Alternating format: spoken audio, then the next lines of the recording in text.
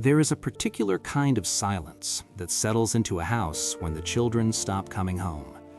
Not the peaceful kind, the kind that asks questions. Every morning in Columbus, Ohio, a woman named Margaret wakes before 6. She makes coffee the same way she has for 40 years, strong, no sugar, and she sits at the kitchen table by the window that looks out over a garden she planted the year she retired.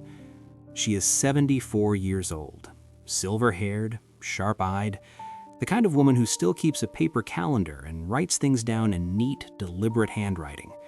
Her neighbors know her as the one who always waves from the porch. Her former colleagues remember her as the woman you did not want to disappoint.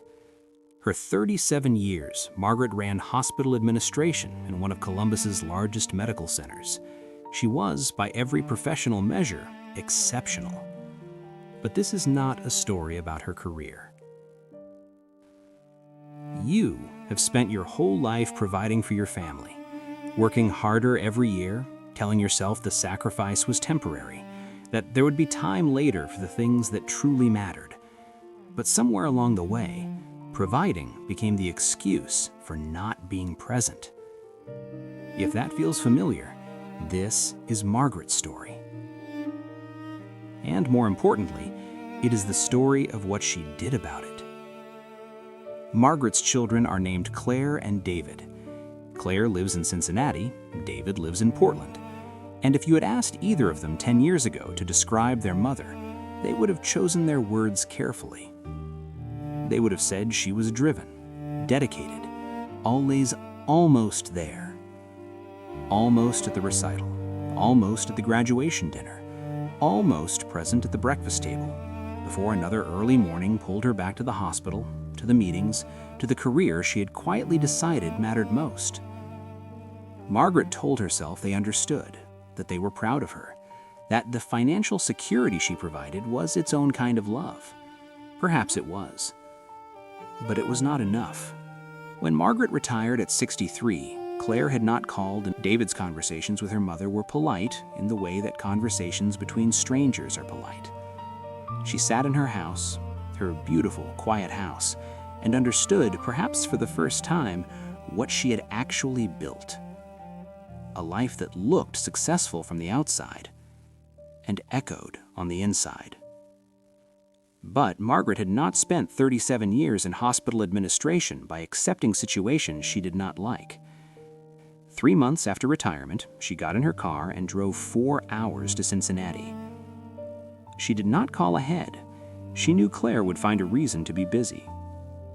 She knocked on the door with a letter in her hand, 12 pages, handwritten, every missed moment she could remember, every apology she had rehearsed in her head for years but never spoken out loud. Claire opened the door. She looked at her mother the way you look at someone you have loved and grieved at the same time. And then she cried. And so did Margaret. It was not fixed that day. One letter does not undo 30 years. There were hard conversations over the months that followed, dinners that ended in silence, phone calls where old wounds opened again.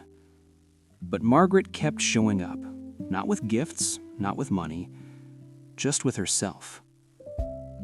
The version of herself she should have offered them all along. She learned to be present.